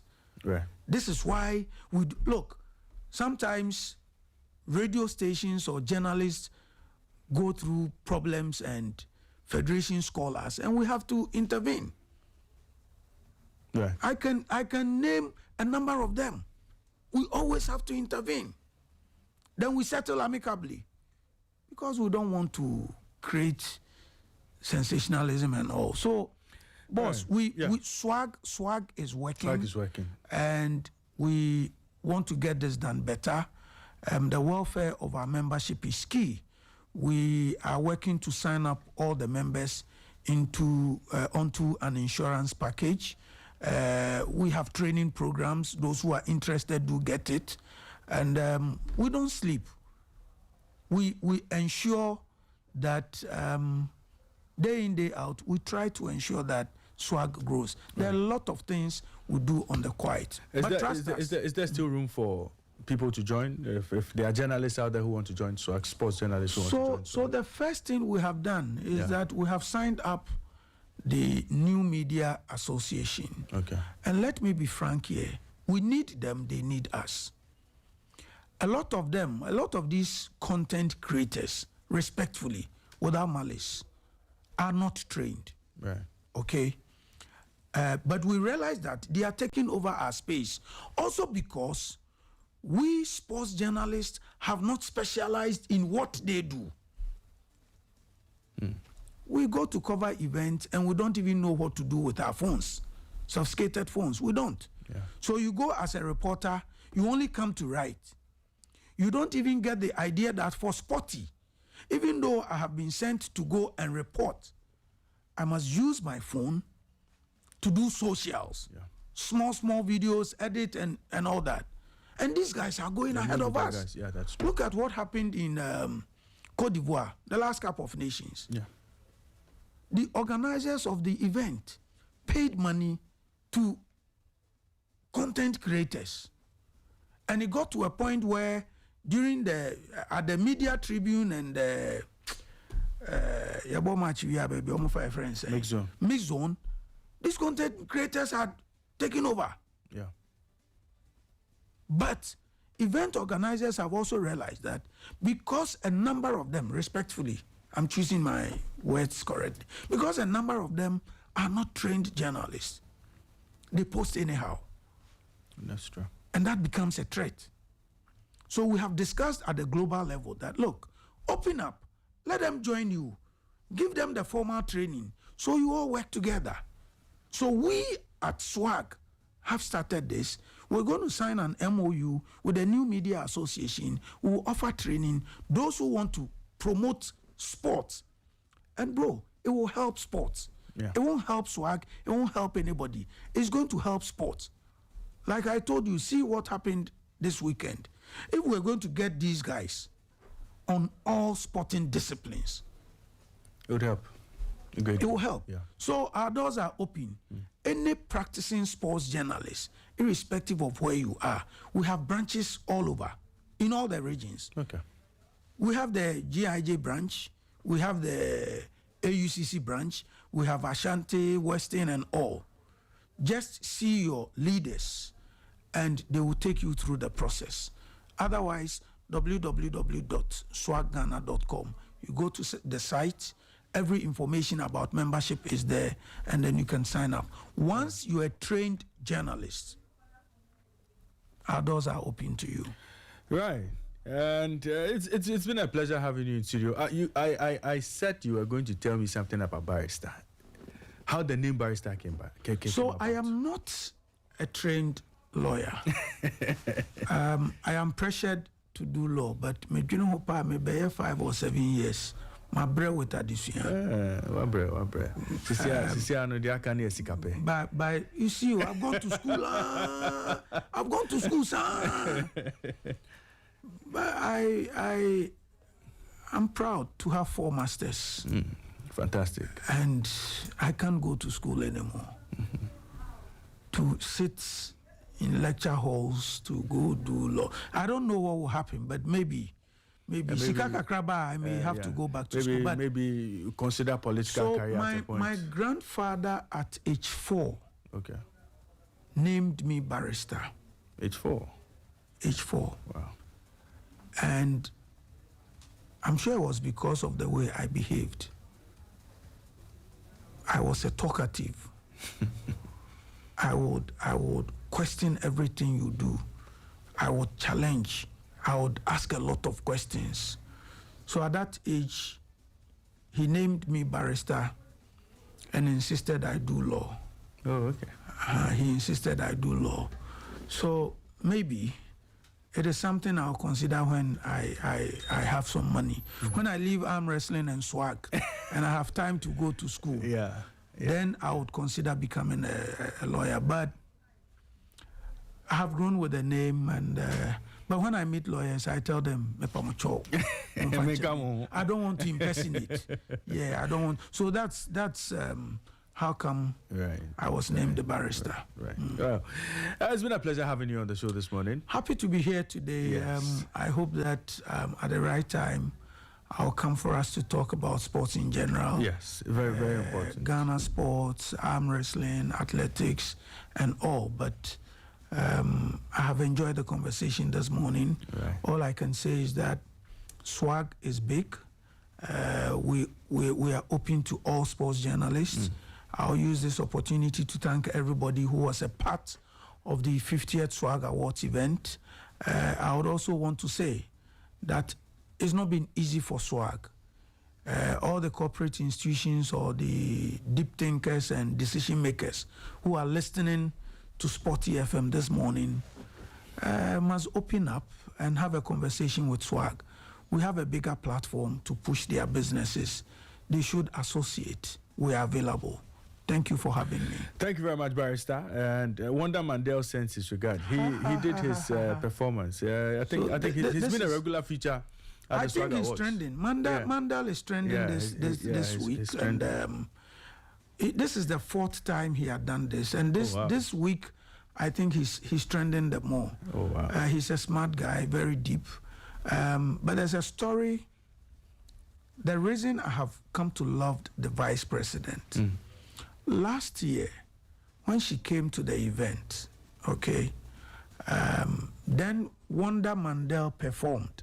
Okay, the spoken word. Nice. He did a spoken word. And I saw the vice president staring at the boy. She was amazed. So after the event, she sent for him. Not after the event, after his performance. Oh, wow. She sent for him and asked him, what do you do? Who are you? How do you know all the things you said? Then Mandel said, I studied this, I'm doing this research, I'm doing this, blah, blah, blah, blah. And the conversation was over. After the event, when they were leaving, Her Excellency the Vice President sent for Mandel. Oh, wow. And soon as Mandel came, he told Minister that this boy, I saw him on stage, he seemed to have information, he's good. Pick him up and work with him. That's how come he's become the minister's assistant. Oh, wow. Oh, wow. That's nice. That's nice. Now, that's nice. I didn't know what the vice president saw in him, but it made me feel the motherly nature and the academic prowess of the woman. She just saw a talent and said, go and help the minister. That's how come Mandel works with the sports minister. Fantastic. And this year, I think his spoken word was good. Yeah, it was. And it's trending. So there was a lot of fire in it. Yeah. Kudos to him. Kudos to him. He's doing well. Thank you, Barrister, for joining us. We'll switch focus to the Black Stars. The Black Stars are in action today. These days, Barrister doesn't talk a lot of football. These days, a lot of athletics, a lot of arm wrestling. I stopped talking about football. I don't even remember the last time you watch a game. I went to the stadium to watch the Black Stars. There's a reason, but whether you like it or not, I'm a sports journalist. Of course. I watch the Stars on TV. I give accreditation to people to go and watch the game. Yeah. I don't go to the stadium myself. There's a reason one day I'll speak about. Otherwise, the Black Stars belongs to all of us. It is our national team, and we always will wish them well. Today, they are going into a game with, is it Korea? Yeah, South Korea. And the results for me is irrelevant. Yeah. The results for me is irrelevant. It's a preparatory game. I am aware a few of our top players won't be able to play. But it is also an opportunity to see players who can make it to the World Cup. So the results itself will be irrelevant. Let us see how these boys... I don't wish they lose, but the results will be irrelevant. I just want to see the team play and the new players and how they will gel into the team. That is the most important. The exercise is good, and we must encourage the Ghana Football Association. Right. Thank you very much, Charles Osesibe, for joining us on the show. Hopefully, you'll be back in studio with us to talk a bit more about Ghana football and Ghana sports. Fifi Banson invited me last week. Yes. I wanted to finish with the Swag Award. Right. So right. Maybe we'll catch up with you down in there. 2 weeks. Yes. Okay. Sure. I'm going to be missing. You need to take a break. Yes. So in 2 weeks, I'll be back. We'll talk more about sports. We wish you well. Thank you, and we pray that God gives you strength to continue the fight Mr. for hard-hitting Raymond. Hard-hitting. Today you couldn't hit me. Oh, no. You decided today's gentle fire. Conversational. Yes. Thank you so much. Thank you. You're welcome. Have a good day.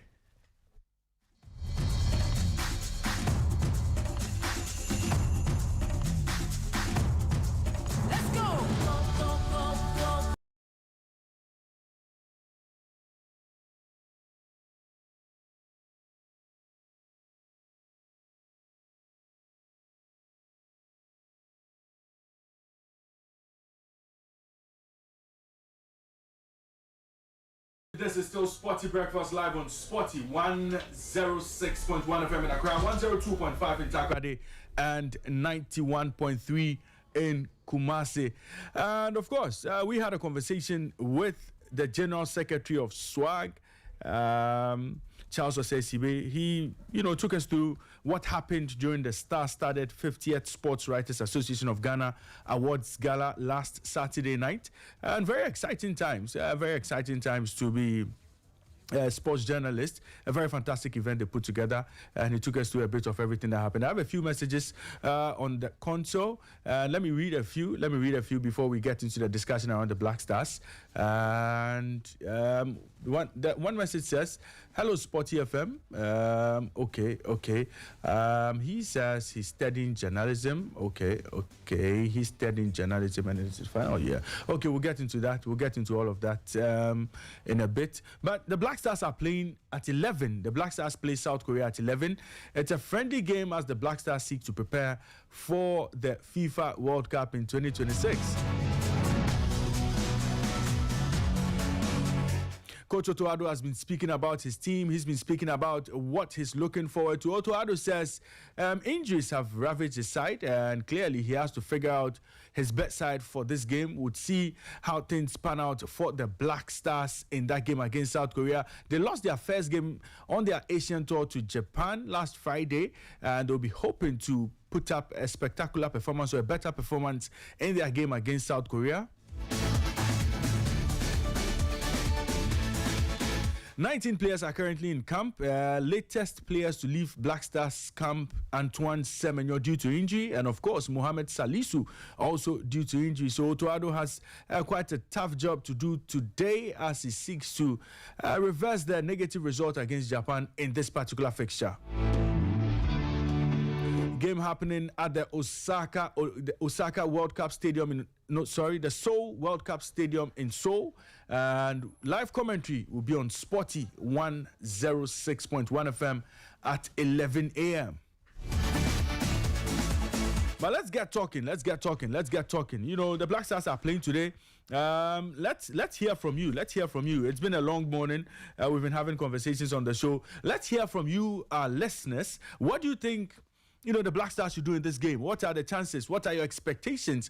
What should we be looking out for in this particular game? 0542571061, 0542571061. Give us a call. Let's talk about the Black Stars. They play against South Korea in the next few hours, and let's look at the chances. Let's look at the chances of the Black Stars as they go into this game. What are you expecting from the Black Stars? What are your expectations? Should we go in there and try to get a win, or Otto Addo and his charges should just get in there and figure out who could be some of the best replacements in the absence of some of his big boys? Let's get talking. 0542571061. Give us a call and let's talk about the Black Stars, because there's a big game coming up at 11 a.m. We get to see Black Stars in action again as they warm up for next year's FIFA World Cup.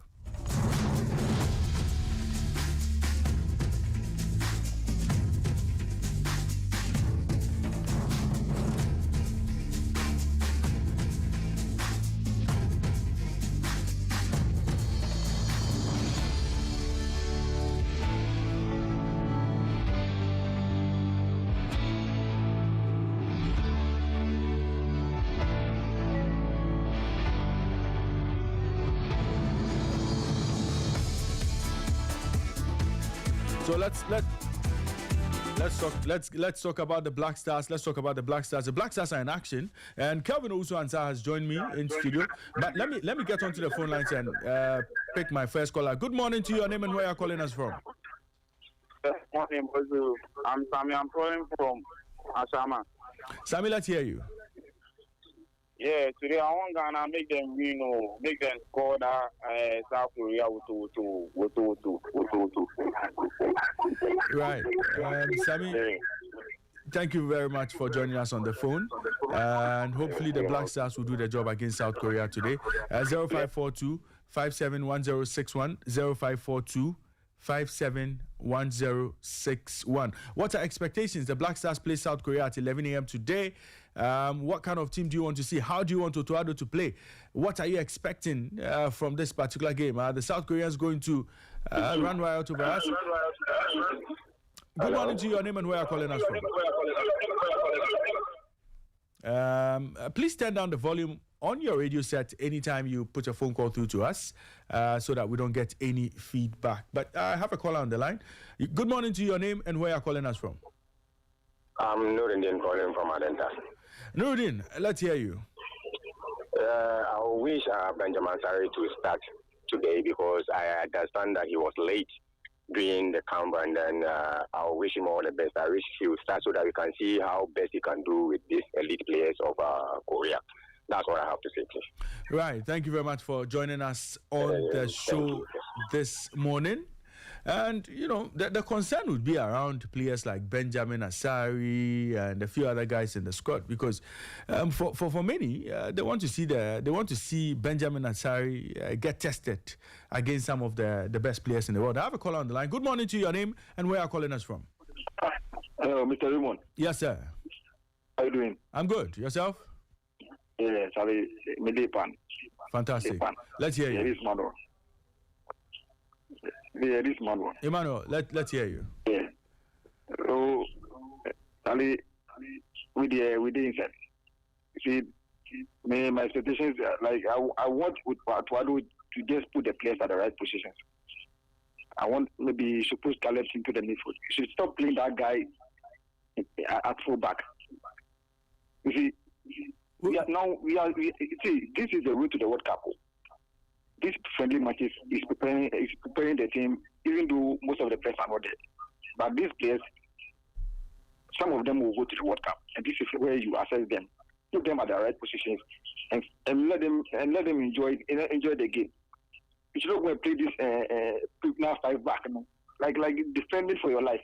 This is just a friendly match to assess the players. So release the players, let them feel free on the pitch, and let them play well. But you go and play such. Charlie, I don't know. If you talk to like we did, Ghana say we talk too much, we really like him. But I don't be so. It's a Raymond. Sometimes his selection and information on the Charlie. Sometimes you think that this guy is he the right man to take us to the World Cup? It's not like we don't like Utuadu, but Charlie, he should learn and learn very fast. That's what we want. And today, I'm not expecting anything. Just go and play. Just go have fun. Right. Go have fun. Yeah, right. And thank you very much for your call. Yeah, thank you very much. And Abego. Yeah.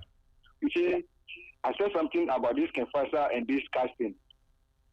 You don't get money, and you are taking cases to cash. Who needs a car? Emmanuel. You don't get money. you are taking money to. You are taking cases to cash. When this thing went to cash, and I told Nathan, see, we you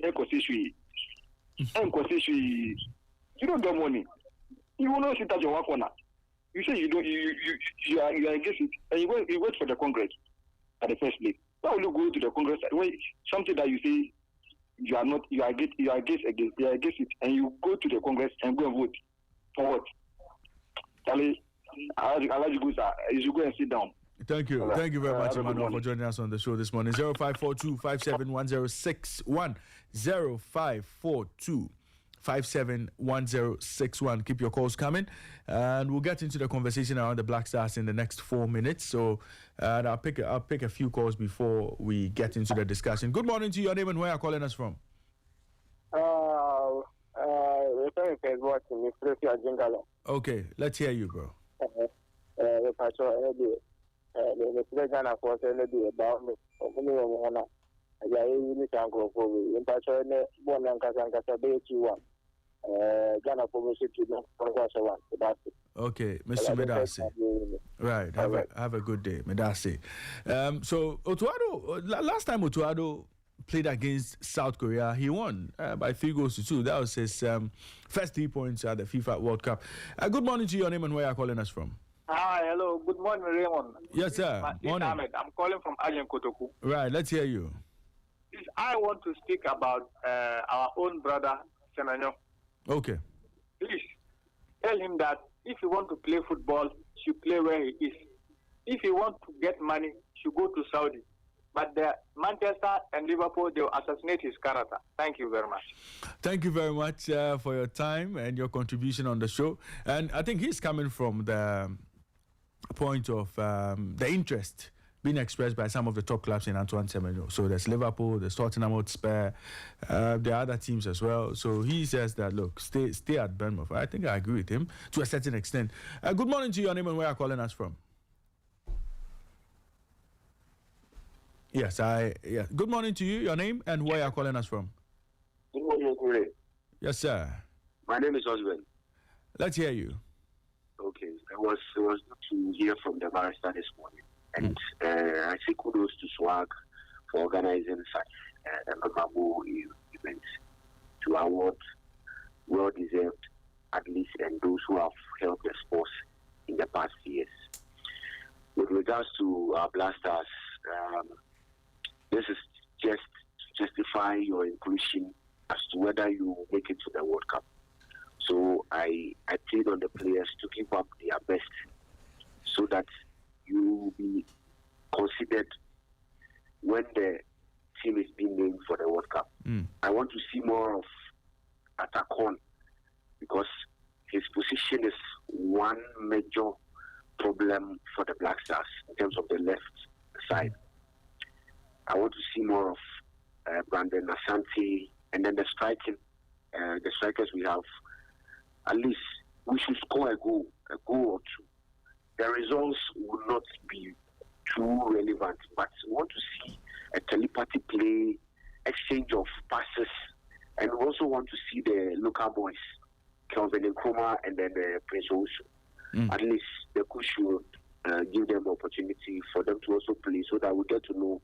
We've seen glimpses from Kelvin Nkrumah during training. We want to see him game match, and I hope today we'll have a good results. Have a good day, Uncle Ray. Have a good day too. And keep your calls coming. 0542571061. 0542571061. Let me pick my final call, and then we get into the discussion ahead of the game. Good morning to your name and where are you calling us from? Yeah, hello, good morning. Your name and where are you calling us from? Yeah, I'm Mohammed. I'm calling you from. No, I don't want to listen to people. Okay, no problem. Let's hear you. Yes, me too. I just want to encourage the boys to take their time. You see, the last game, I understand one player here, he will not take part in the World Cup. I feel sad for that guy. Yes, he shouldn't take it as serious. But they have to, prove to us that they are organized and they can do something. And for the first game, is it the same goalkeeper who keeps across the goalkeeper? No, it was Annan. So you see, he has been keeping clean sheet for some time, and now a second goalkeeper was tried, and this is what happened. So let's also try this same keeper who consider the 2 goals again, and let's see what happens again.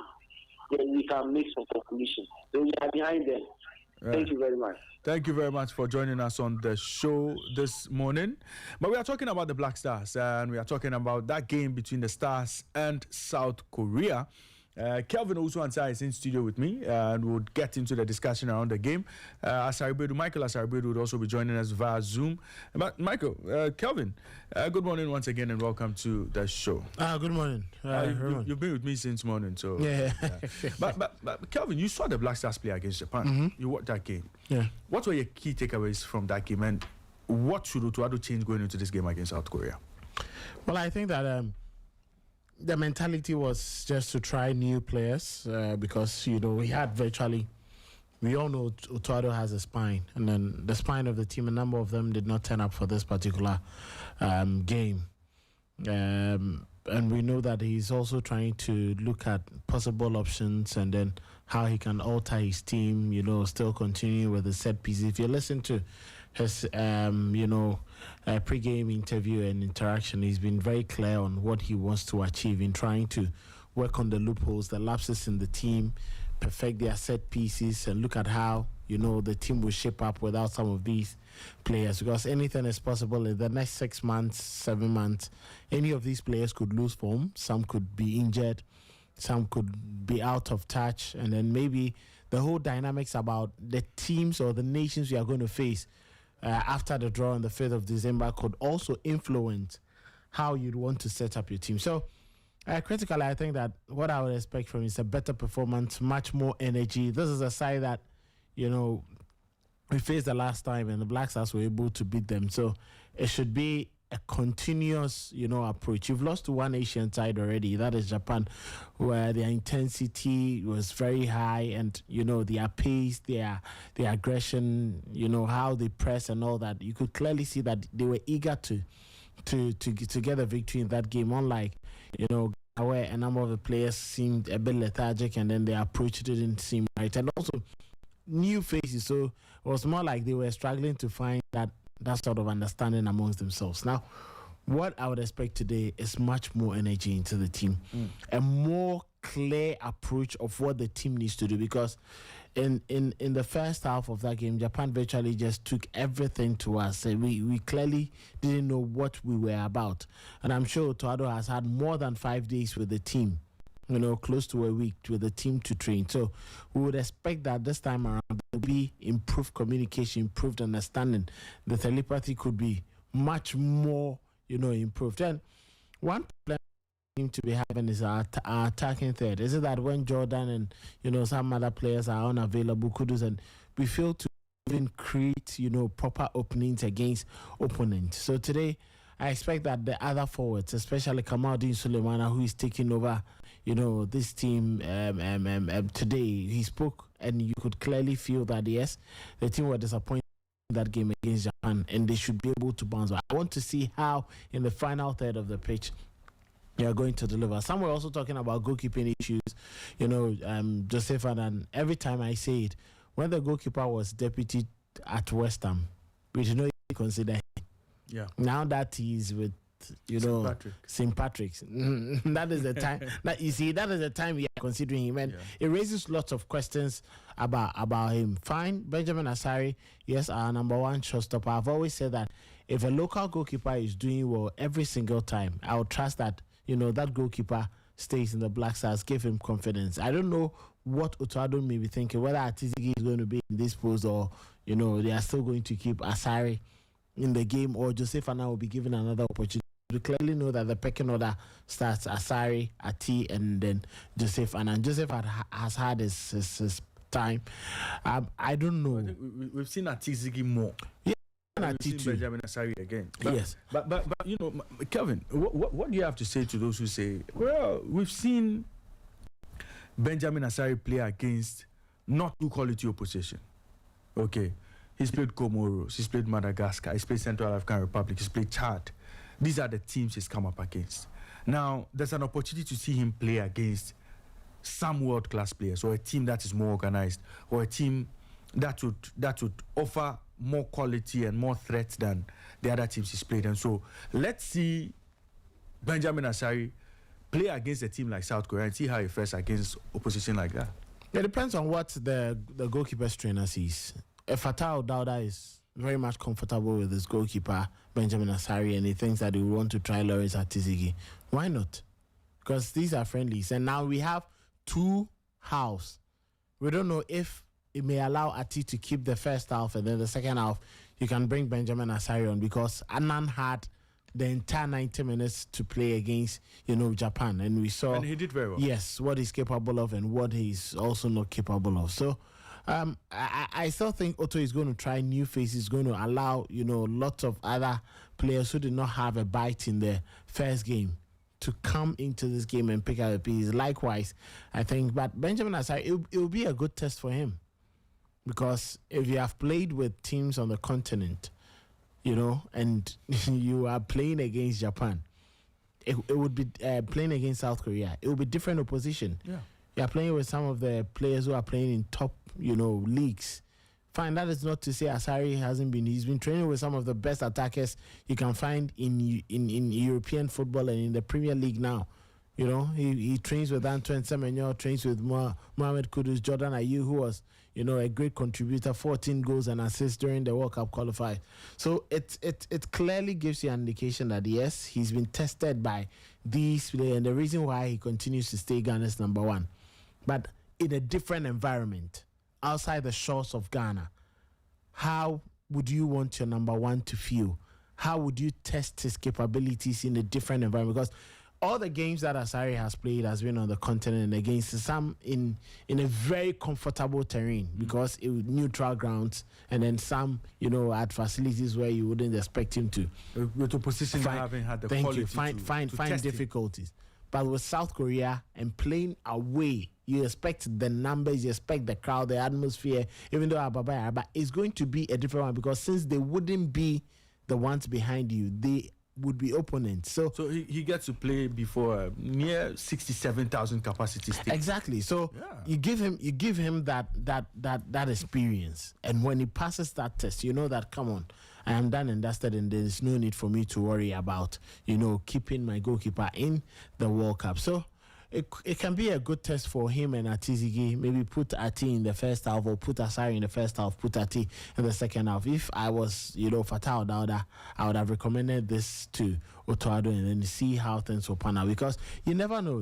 There are times your goalkeepers before tournament, all of them will get injured, and now you'll be struggling to even find one who keeps the post. But if you have these goalkeepers having the experience, remember 2006.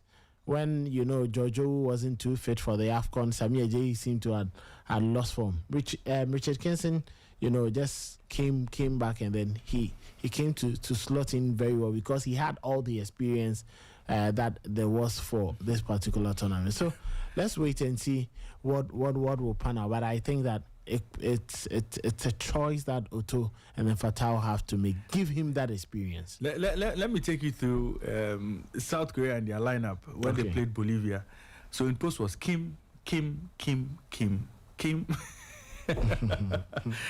It's always interesting how they line up with some of these players. So they have Swing-Ju Kim. He plays for FC Tokyo. He's their goalkeeper. He's 35 years old. He's been in that post for a very long time. Lots of experience he comes into the team with. There's Heung-min Son. Of course, he doesn't need any introduction. Definitely he's going to be one of the main men in that team. And then there's Hee Chan-hwan, who plays for Wolverhampton Wanderers. He's been on the bench most times this season.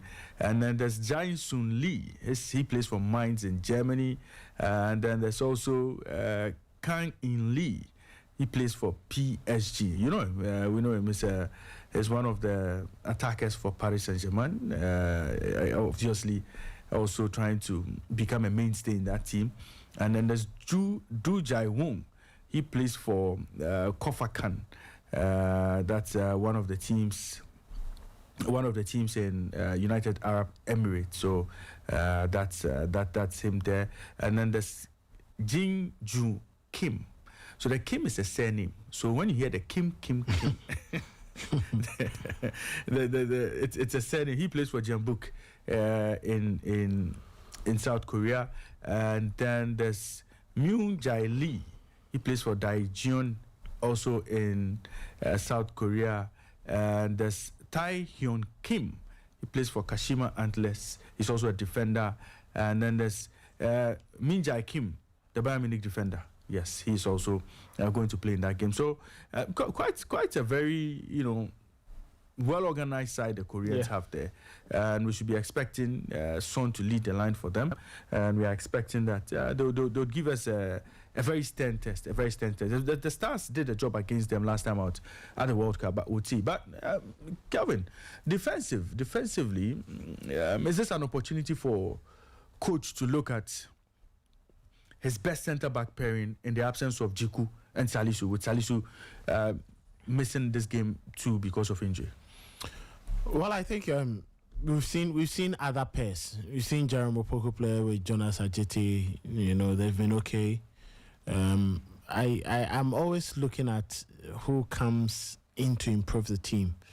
And I think that if you look at the options that we have available, I think that in the centre-back department, we seem to be sorted. My only worries, or my consistent worries, is that our right back, left back, the laterals, it's a bit of a problem because we have no confident, word on any of our right backs. We have no confident word on any of our left backs. Atakon came in. Yes, he might have come, but I'm not sure he's that player you can really trust to hold that left back position for you.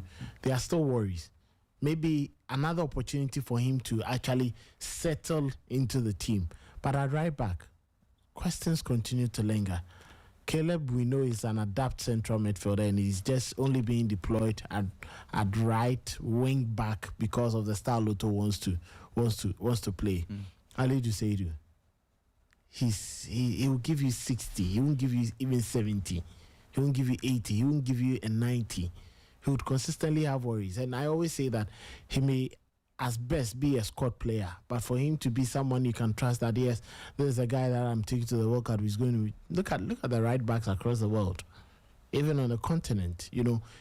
Tried and tested players, and then they give you that confidence that yes, when we are playing, we add something positive to the team, and that is where my worries lie. But Otto, yes, he's had these players. This could be another good test for him. Just like I was saying, Arthur Con has come. Gideon Mensah is still, because whether I like it or not, when Gideon is fit, I'm sure he's definitely going to be number one. Now, Arthur Con has to prove himself that the likes of Ebenezer, Annan, and the rest are not, defenders that we should be playing ahead of him. So let's wait and see if he would have that strength to be able to withstand whatever that will be put before him. But those are my critical areas that I think that we need development. If we are able to have a very good way, we know that these Asians are always quick on the run, especially on the laterals, on the flanks. So if your laterals are very disappointing, it shows. And every time we say that you can have a midfielder who may not be good, but it will not be as evident as a right back or a left back who is not good or having a bad day. That's true. Because the winger would always take advantage and we will see your flaw. Thank you. But when a midfielder, maybe the number 8, the central defenders can do some covering up and he can be doing some passing and will be okay. Nobody may identify it. But when you are on the laterals and you are being watched, you are being cooked, it is very clear and then evident. So let's wait and see what would emerge from this particular game. But these are my high pointers from where I sit, that to see how best. And I think that we need a major conductor. Yeah. Without Thomas Partey, I've always said it. Kwesi, we all saw Kwesi. He's not your constructive player. He may be destructive, but who constructs for you? Yeah. So we need, maybe Otto needs to quickly find. And I think that if Prince Owusu has a second time here, he was part of the last, game that you played. And then all of a sudden, he cannot start a match for you when your regulars or the players who are supposed to be first choice players are not available. Then what is he doing in the team? He doesn't trust and this continues to beg the question that do we invite these players just to add up to the numbers, or we are going to play them? Yeah. Someone like Kevin Nkrumah is a very young lad. He's enterprising. He's picking up the pieces. So give him the opportunity. I don't know if any one of you has seen that was a penalty that he sent Jose Fernandez the wrong way, and the ball went into the top left corner. Yeah. When Freshever had his mouth open, Otto was surprised. You know, the entire team was like, come on, how did he find this technique? And, you know, some of the footballers who play, Felix Annan texted me, Amos texted me. I think that there's this guy, former Hearts of Folk player. He texted, he was like, come on. How was he able to hit that? So give him that confidence. Let him know that, come on, I'm a youngster. The likes of Jamal Musiala, Bukayo Saka started picking up England on their shoulders very early. So once you give them that opportunity and they hit the ground running, it becomes easier for them to just fit in. So I think Otto should have the confidence, put these players in. Once these are friendly games, and let's not forget, we are not going into what we call let's say the AFCON. So these are best available games that we can test the team until we have some other friendlies and qualifiers later next year to prepare the team for the World Cup. So we just hope that we have a very good day. But you know, these are the elements that I want to see from Otto Addo, having faith, trust in these players, his game plan without his regulars on the laterals, how we are going to fare, and in goalkeeping too. Right. We are building up to that game between the Black Stars and their South Korean counterparts. The game starts at 11 a.m. Live commentary will be coming your way on Sporty 106.1 FM. At 11 o'clock, the commentary team will be joining you.